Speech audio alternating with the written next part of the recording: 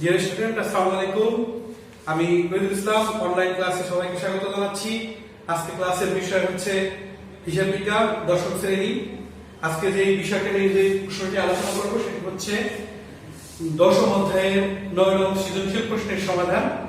আমরা ইতিপূর্বে ক্লাসে দশম অধ্যায়ের 8 নং প্রশ্নের সমাধান পর্যন্ত করেছি। এরপরে ক্লাস বন্ধ হয়ে গিয়েছিল বিধায় আমরা যথারীতি ক্লাস করতে পারিনি। তাই আজকে আমরা 9 নং প্রশ্নের সমাধান তোমাদের করছি। আর সেই জন্য সকল শিক্ষার্থী যারা এই মুহূর্তে এই ক্লাসটি দেখছো তারা অবশ্যই তোমাদের পাঠ্য বইটির সাথে নিবে এবং খাতা এবং কলম নিয়ে আমার সাথে সাথে অঙ্কটি সলভ করে নেবে। তাহলে ইনশাআল্লাহ তোমাদের এই অঙ্কটার সমস্যা থাকবে না। তো আমি সরাসরি আর কথা না বাড়িয়ে অঙ্কে চলে যাই। তোমরা তোমাদের পাঠ্য বইটা অবশ্যই আগে করবে। পাঠ্য বইতে পুরো অঙ্কটি দেওয়া আছে। আমি অঙ্কটি পড়ছি না, কারণ পড়তে গেলে এই সময় নষ্ট হবে। তোমরা অঙ্কটি পড়ে নিবে একটু সামনের বই থেকে। তো প্রথমেই অঙ্কটা ক প্রশ্নে আমি চলে যাই। ক প্রশ্নে বলেছে 2016 ও 17 সালের নিট 2016 ও 17 সালের বিক্রিত পণ্যের ব্যয়ের পরিমাণ নির্ণয় করো।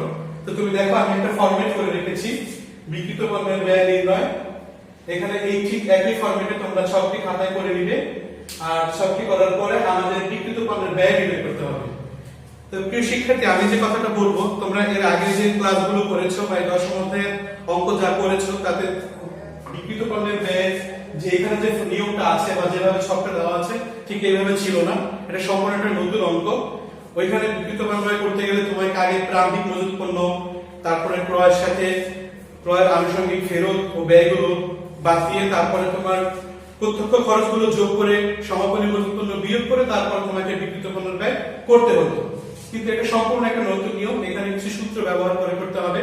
যেমন ইতিপূর্বে আমরা একটা সূত্র শিখেছিলাম যে মোট মুনাফা কিভাবে নির্ণয় করতে হয়। মোট মুনাফা নির্ণয় করতে গেলে বিক্রয় থেকে বিক্রিত পণ্যের ব্যয় বিয়োগ করতে হয়। ঠিক এই অঙ্কে বিক্রিত পণ্যের ব্যয় বের করতে হলে তাহলে কি করতে হবে? বিক্রিত পণ্যের ব্যয় বের করতে হলে আমাদের বিক্রয় থেকে মোট মুনাফা বিয়োগ করতে হবে। সেক্ষেত্রে তোমার পাঠ্য বইয়ে দেখো, পাঠ্য বইয়ে যে 9 নং প্রশ্নটা আছে, 9 নং প্রশ্নে বিক্রয় দেওয়া আছে। আমার এখানে বলা আছে, প্রশ্ন বলা আছে 2016 ও 17 সালে। এখানে দেখো ছকে দেওয়া আছে 2016 টাকা, 2017 টাকা।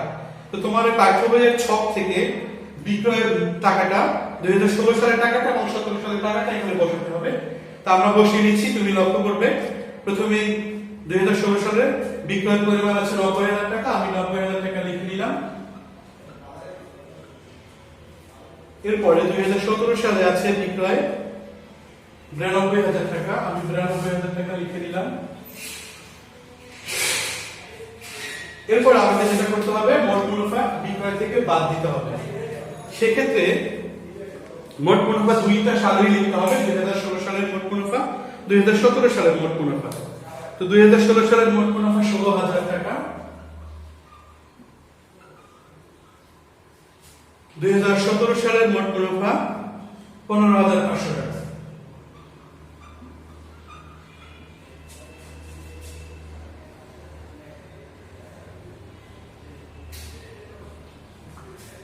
বিয়োগ করতে হবে। তো বিয়োগ করছি আমি। 4,74,000 0,0,5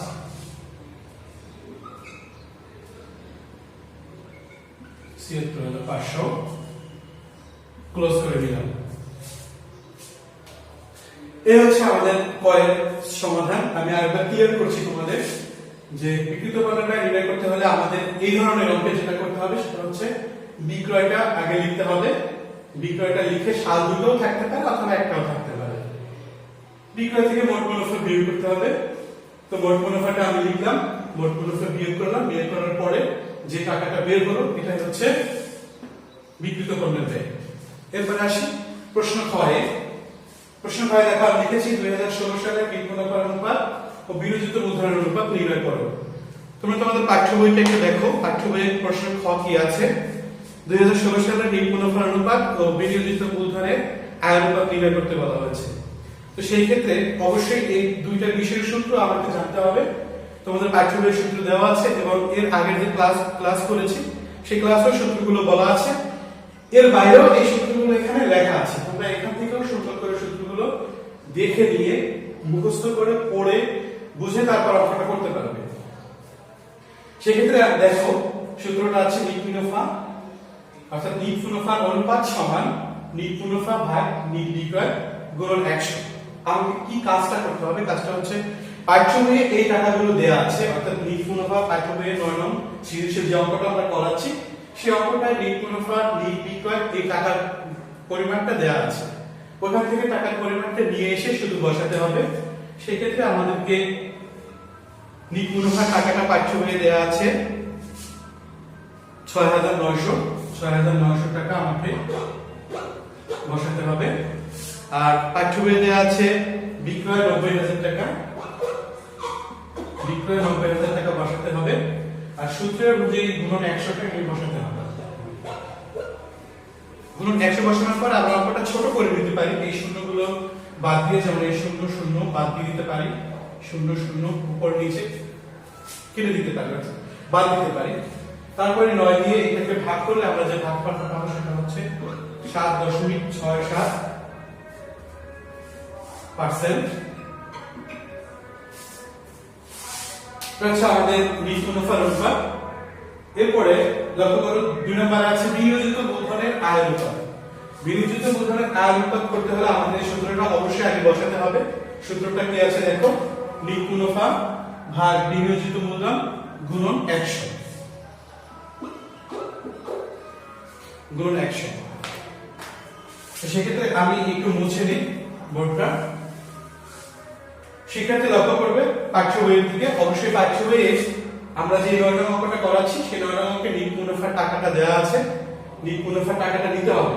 আমরা অবশ্যই খেয়াল করব ২০১৬ সাল কথাটা লেখা আছে, ২০১৬ সাল যেহেতু লেখা আছে, ২০০০ এখানে দুইটা সাল দেওয়া আছে পাঠ্য বইয়ে, ১৬ সাল এবং ১৭ সাল। ২০১৬ সালের অঙ্কটা নিলেই, টাকার পরিমাণটা নিলেই অঙ্ক হবে। অন্যথায় যদি তুমি ২০১৭ সালের টাকা নিয়ে অঙ্ক করো তাহলে কিন্তু অঙ্কটা ভালো, অর্থাৎ ফল মিলবে না, অঙ্কটা ভুল হবে। তো সেই ক্ষেত্রে নিট মুনাফা আমি ২০১৬ সালের নিট মুনাফা ইতিপূর্বে লিখেছি আর একবার ৬৯০০ টাকা, এবং বিনিয়োজিত মূলধন দেখো পাঠ্য বইয়ে দেয়া আছে, বিনিয়োজিত মূলধন ৫০,০০০ টাকা, বিনিয়োজিত মূলধন ৫০,০০০ টাকা লিখলাম। আর সূত্র অনুযায়ী গুণন ১০০ বসিয়ে দিলাম। গুণন ১০০ বসানোর পরে আমরা ঠিক আগের মতো করে শূন্যগুলো কেটে দিতে পারি, শূন্যগুলো কেটে নিতে পারি। এরপরে আমরা এই ৫ দিয়ে ৬৯কে ভাগ করলে যে ভাগফলটা সেটা বসাতে পারি। ভাগটা তোমরা করে নিবে।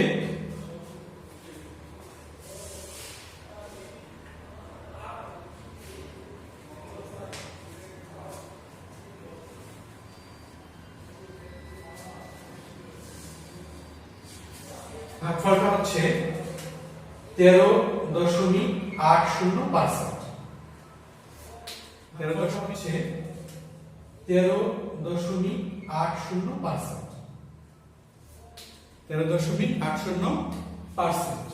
তো বিনিয়োজিত মূলধন আয় অনুপাত আমরা সূত্রটা আগে ক্লিয়ার করে দিচ্ছি আমি তোমাদেরকে, নিট মুনাফা ভাগ বিনিয়োজিত মূলধন গুণন ১০০। আমি পাঠ্য বই থেকে তোমরা বসিয়ে দিবে ঠিক একইভাবে সূত্রটা লিখে ৬৯০০ ভাগ ৫০,০০০ গুণন ১০০। আর এই শূন্যগুলো কেটে দিলাম প্রয়োজন মতো। কেটে দেওয়ার পর ৫ অবশিষ্ট এবং ৬৯ অবশিষ্ট থাকলো। তো ৫ দিয়ে ৬৯কে ভাগ করলে আমরা পাবো 13.80%। এবার আসি গয়ে। অবশ্যই খ ক্লিয়ার, আমি আশা করছি তোমরা খ বুঝতে পেরেছো। এবার আসি গয়ে। গয়ের প্রশ্নটার দিক লক্ষ্য করে তোমরা পাঠ্য বই থেকে প্রশ্নটা দেখবে। বলছে চলতি সম্পদ ও চলতি দায় তুলনা করে স্বল্পমেয়াদী দায় পরিশোধের ক্ষমতা নির্ণয় করো।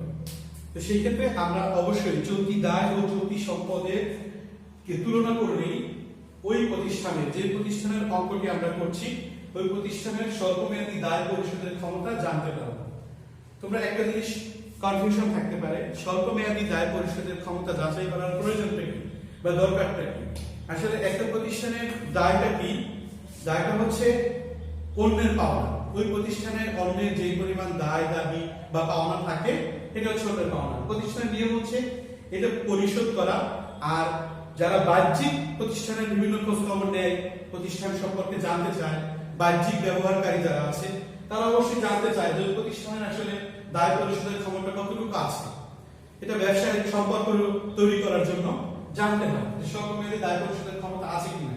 তো সেই ক্ষেত্রে যদি চলতি সম্পদ ও চলতি দায়কে তুলনা করে স্বল্পমেয়াদী দায় পরিশোধের ক্ষমতা জানা যায়। সেটার জন্য কিছু সূত্র ব্যবহার করতে হবে। এই সূত্রগুলো হচ্ছে এক নম্বর হচ্ছে চলতি অনুপাত, যেহেতু চলতি পরে হচ্ছে তারল্য অনুপাত। তো চলতি সম্পদের সূত্রটা আমরা এর আগে ক্লাসে দিয়েছি এবং তোমাদের পাঠ্য বইয়েও আছে। তারপরে এখানে দেয়া আছে চলতি সম্পদ ভাগ চলতি দায়। তো দেখো আমি মুছে দিলাম, তোমরা একটু পাঠ্য বইটা লক্ষ্য করবে। পাঠ্য বইয়ে আমি এটা করেছিলাম একবার, সেটা আমি মুছে দিলাম। পাঠ্য বইটা লক্ষ্য করবে, পাঠ্য বইয়ে দেখো দেয়া আছে চলতি দায় দেওয়া আছে। আমাদের কত সাল করব এখানে বলছে কি, প্রশ্ন বলেছে যে প্রতিষ্ঠান 2017 সালের স্বল্পমেয়াদী দায় পরিশোধের ক্ষমতা যাচাই করো। অবশ্যই 2017 সালের টাকা নিতে হবে। তো সেই ক্ষেত্রে 2017 সালের চলতি সম্পদ, 2017 সালের চলতি সম্পদ হচ্ছে 8,500 টাকা।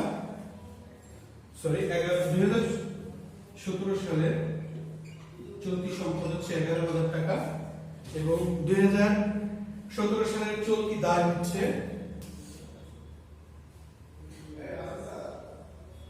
9,500 টাকা।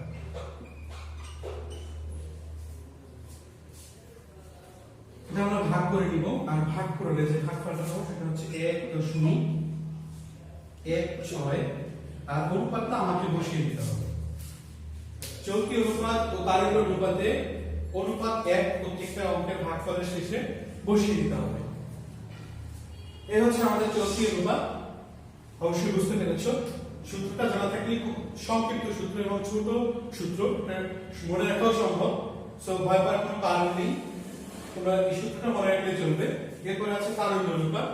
তারল্য অনুপাতের সূত্র হচ্ছে চলতি সম্পদ বিয়োগ মজুত পণ্য যোগ অগ্রিম খরচ ভাগ হচ্ছে চলতি দায়। সূত্রটা একটু যদিও কি আছে, তারপরে কয়েকবার প্র্যাকটিস করলে সূত্রটা আয়ত্তে চলে আসবে। তো এই সূত্রটা ঠিক একই ভাবে সূত্রটা লিখে তারপরে তোমাদের পাঠ্য বই থেকে এই যে সূত্রে যেই গুলো বলা আছে, যেমন চলতি সম্পদ বলা আছে, মজুত পণ্য বলা আছে, অগ্রিম খরচ বলা আছে, চলতি দায় বলা আছে, এই টাকার পরিমাণগুলো বসিয়ে দিতে হবে। আমি একটু দেখাচ্ছি তোমাকে কিভাবে বসাতে হবে। সেই ক্ষেত্রে পাঠ্য বই থেকে চলতি সম্পদের টাকাটা লিখতে হবে। পাঠ্য বইয়ে চলতি সম্পদ আছে 11,000 টাকা 2017 সালে বিয়োগ মজুত পণ্য। দেখো পাঠ্য বইয়ে মজুত পণ্য আছে 2017 সালে 900 টাকা। আমি 900 টাকা বিয়োগ করলাম যোগ অগ্রিম খরচ। পাঠ্য বইয়ে কোনো অগ্রিম খরচ নাই, তাই আমি শূন্য দিলাম। নিচে চলতি দায় বসাতে হবে। আর 2017 সালে চলতি দায় হচ্ছে 9,500 টাকা। এরপরে আমাকে যেটা করতে হবে সেটা হচ্ছে 11,000 বিয়োগ 900 ভাগ হচ্ছে 9,500। এভাবে তুমি এই অনুপাতটা বের করতে পারবে। সেক্ষেত্রে আমাদের এই 11,000 থেকে 900 বাদ দিলে আর 9,500 দিয়ে এটাকে ভাগ করলে ভাগফল পাওয়া যাবে 1.06। আর অনুপাতটা আমাদের দিয়ে নিতে হবে। এই হচ্ছে আমাদের চলতি সম্পদ, চলতি অনুপাত ও তারল্য অনুপাত। তো চলতি অনুপাত ও তারল্য অনুপাত আমরা পেয়ে গেছি। এবার এই চলতি অনুপাত ও তারল্য অনুপাত দিয়ে আমরা কিভাবে ওই প্রতিষ্ঠানে 2017 সালে, যেহেতু আমরা 2017 সালে ওই প্রতিষ্ঠানের স্বল্পমেয়াদী দায় পরিশোধের ক্ষমতা নির্ণয় করব বা যাচাই করব। সেক্ষেত্রে আমি একটু কটা মুছে দিচ্ছি। কয়টা মুছে করতে হচ্ছে।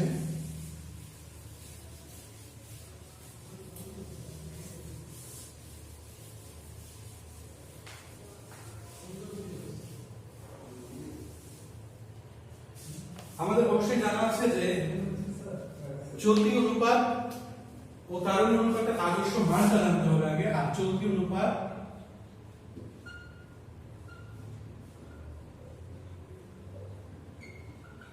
আদর্শ মান হচ্ছে 2:1 এবং তারল্য অনুপাতে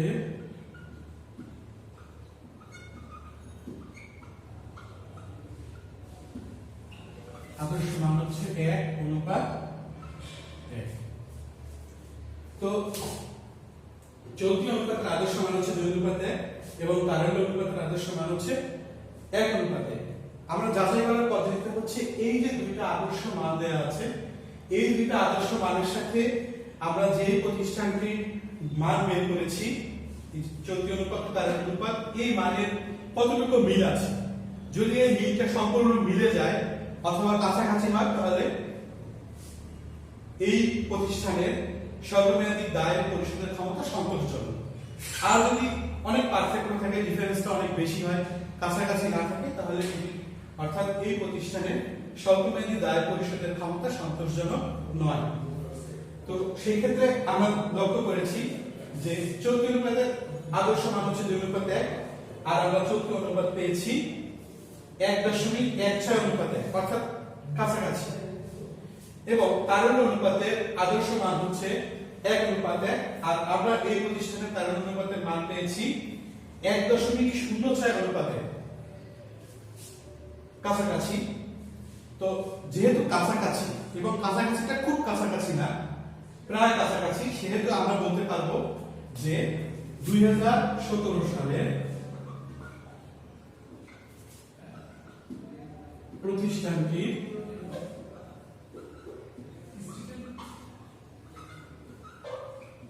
স্বল্পমেয়াদী দায় পরিশোধের ক্ষমতা